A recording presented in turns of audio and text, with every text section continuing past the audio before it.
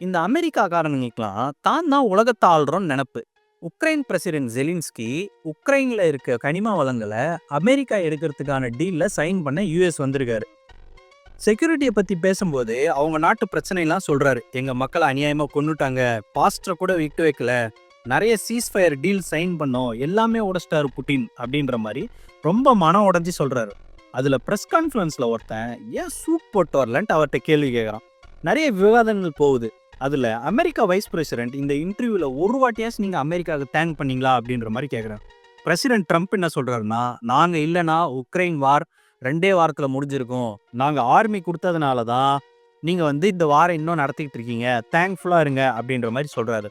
Ukraine கஷ்டத்தை புரிஞ்சிக்காம ஆணவ போக்கோட பேசியிருக்காங்க அமெரிக்கா. ஆனாலும் ஜெலின்ஸ்கி நாங்க பீஸை விரும்புறோம், வார்னா சண்டை செய்வோம், எங்கிட்டயும் ஆர்மி இருக்குன்ட்டு அவர் தேசத்தை விட்டு கொடுக்காம பேசியிருக்காரு. நீங்க என்ன நினைக்கிறீங்கன்னு